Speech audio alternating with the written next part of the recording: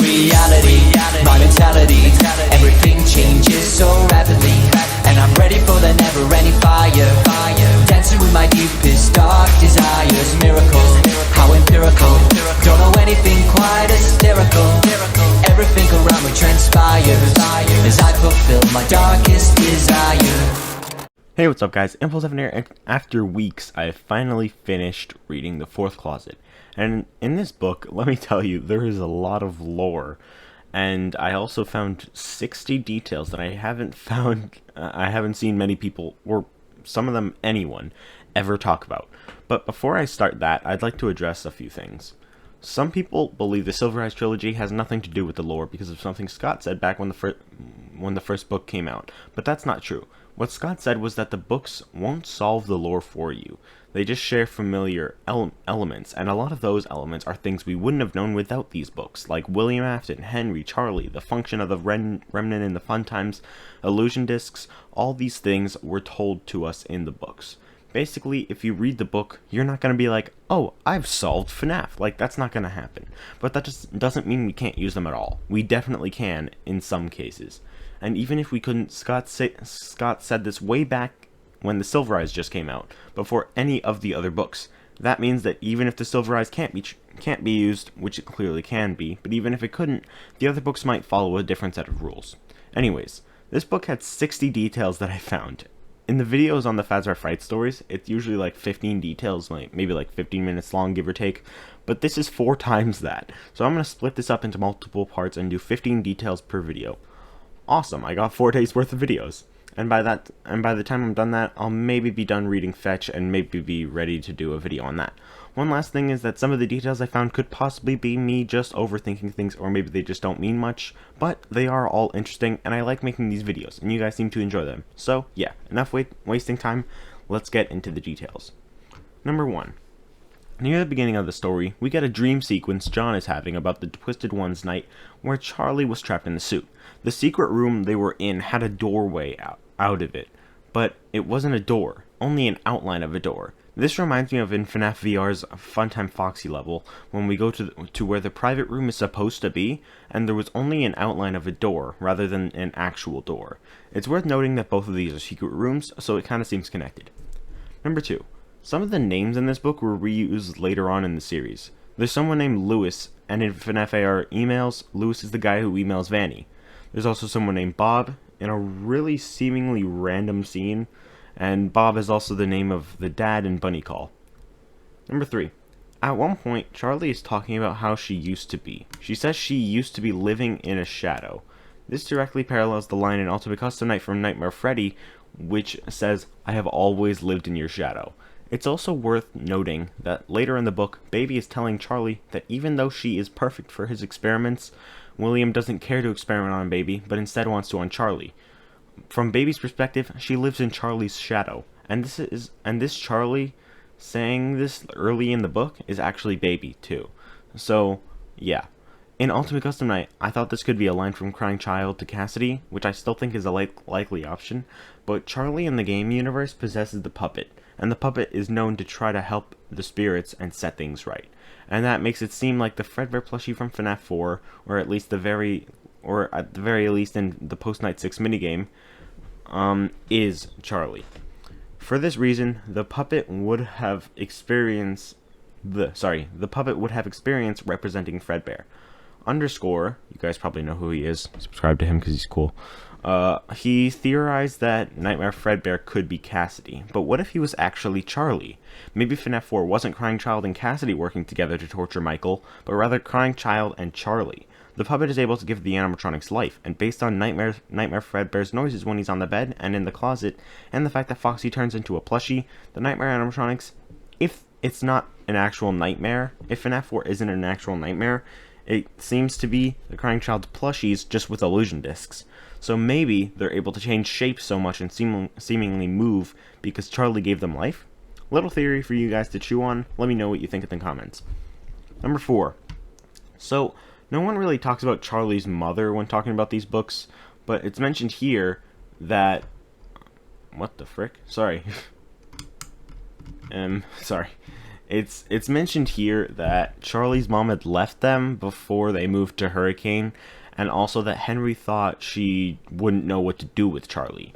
Now, I'm not sure if this means anything. I just decided to bring it up because I think it could possibly mean something, and it just explains what happens to her. Number 5. In Clay's house is the old Ella doll, and Clay reveals that Charlie doesn't want it anymore, even though she thought she used to. This kind of reminds me... Wait. Sorry. Charlie doesn't want it anymore, even though she used to. Even though she used to want it. But she doesn't anymore. This kind of reminds me of something later in 1:35 a.m. where Delilah lived, just like got rid of the Ella doll.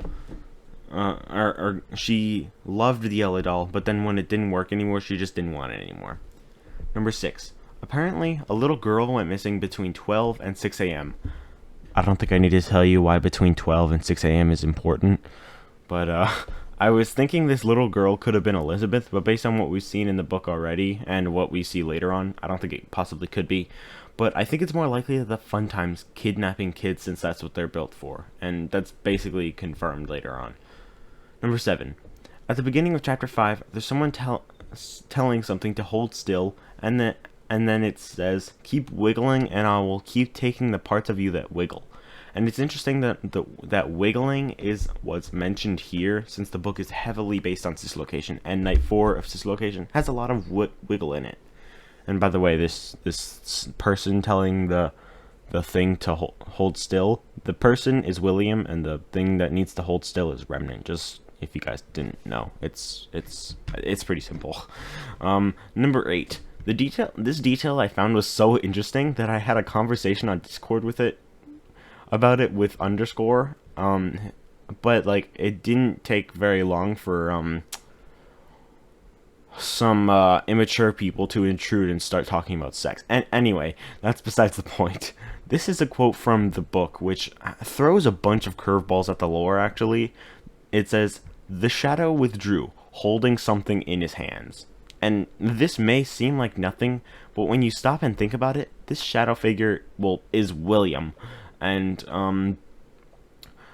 what he's doing, he's collecting Remnant.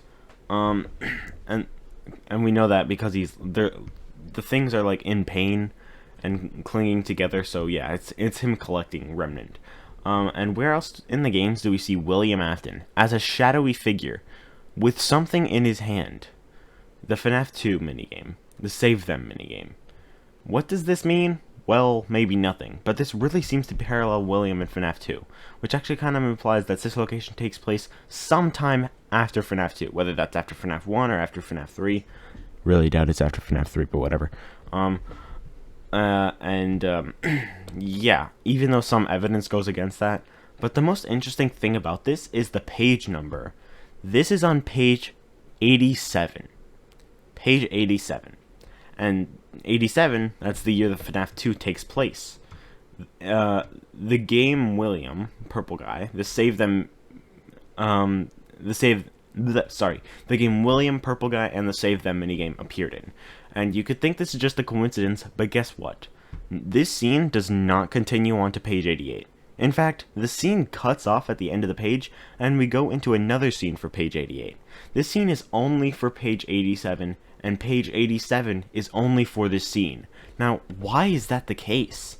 I know most people believe this location takes place sometime before FNAF 1, most likely before FNAF 2, but it just doesn't seem like something Scott would do if you really think about it, because like Molten MCI, it's basically a fact now, because of Candy Cadet and this book, and sure, this location could be before FNAF 2, but that requires the Remnant to be the souls from the Wizards split in half, only to be half Remnant. But that's the only explanation, and it just doesn't seem like something Scott would do. And honestly, it feels like a bad story arc. That's one of the main reasons I still believe this location is after FNAF 1, even if evidence goes for it being before FNAF 2. I'm honestly not quite sure. Based on this seemingly meaningless line in this book, I'm questioning this location's placement in the timeline more than I used to. This really makes it seem to me that in 1987, William tried collecting Remnant from the animatronics. In both the Fourth Closet and FNAF 2, it is Charlie that gets in the way. Charlie gets in the way in FNAF 2 as the puppet and stops him, only to delay him until later in the timeline to get the Remnant. Let me know in the comments what you think of this, because honestly I just don't know. Number 9. Clay was attacked in his house and had to get stitches on his face, and there was a black line of stitches from his forehead to his cheekbone, and he had almost lost an eye. Does this remind anybody else of an eye patch? And almost losing an eye reminds me of what happens later on in Step Closer. Number 10. A woman named Anna was the mother of a kid named Jacob who went missing. Apparently, Clay had suggested maybe her ex-husband could have taken him, but she said he couldn't have, and he wouldn't know what to do with him, which is a really interesting quote, because that's the exact same thing Henry said about his ex-wife. Connection? Probably not, but why would the book use the same line twice? And this might be a really crazy idea, but what if Jacob is actually Sammy, and the ex-husband is Henry? I mean, I really, really, really, really, really, really, really, really doubt it. But I could be wrong. I don't remember perfectly, but I think Anna was the name of Robert's wife in the Cliffs, and yeah, I don't know. I'm not sure about that, but it's I don't sorry, I don't remember. Anyway, let's move on to number 11 now. When John and Jessica see Aunt Jen, there's a knock at the door, and the two are told to hide, and they find a box with Charlie in it. Now, this may be a stretch, but it reminds me a lot of one of the Candy Cadet stories. In this story, a man adopts 5 children to protect them from a murderer, but then the kids die, and he puts them all in a box. This and the other stories confirm Molten MCI for us because of the Freddy Files. And yes, I know the Freddy Files is untrustworthy most of the time, but it says this, like, it basically confirms this on a page addressing the canonicity of the book, so I definitely think it can be used. Anyway, but this specific story is similar to Charlie's. Charlie was murdered but rebuilt as a robot, right? But her mom was gone, and her dad killed himself, making her an orphan. She was taken by Aunt Jen, and then she's stuffed into a box. She's an orphan taken in by her aunt to protect her from a murderer, and like the 5 orphans the man adopts, she's stuffed into a box, just like how the man puts the kids in one coffin.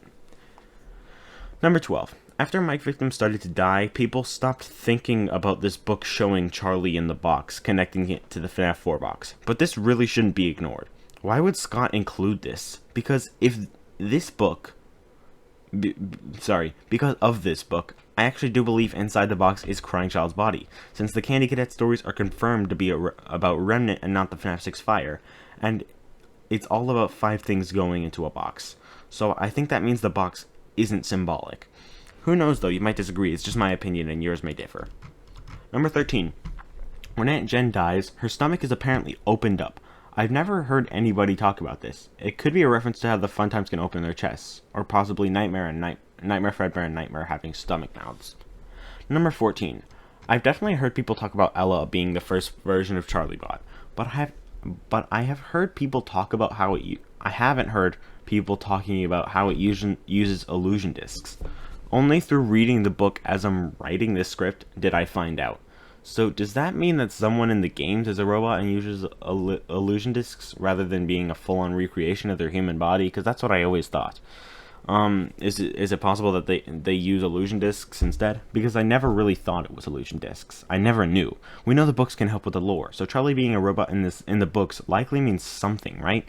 And if it does, that begs the question of who in the series could be a robot. Likely not Mike. Highly doubt it's William because he's Springtrap. Could possibly be Charlie herself while her actual spirit possesses the puppet. Maybe possibly Elizabeth or even Vanny. The most likely option in my eyes is the Crying Child, but him not being Mike. And then that also begs the question of what his purpose would be in that case. But I feel like he's more likely Golden Freddy. Much more likely Golden Freddy. Not sure, but let me know what you think in the comments. Number 15. Around the beginning of Chapter 6, John and Jessica talk about 3 closets and how Ella was inside the smallest one of 3. 3 closets, 3 Charlie bots, and there's 4 Charlie bots. There should have been 4 closets, hence the book title. So what I'm gathering is that the title of the book is showing the 4th missing closet for the 4th Charlie bot, which is baby. And that's what the book is about. And it's more focusing on the 4th Charlie bot, but it comes from the 4th closet, which John and Jessica at this point in the story aren't aware of yet. They never saw it yet. So yeah, that was number 15, and that's the final one for this video, because I don't want to have like an hour-long video explaining all 60 details. But yeah, hope you guys enjoyed, and I'll see you in the next video. Join my Discord server, link down below, and bye guys. Peace.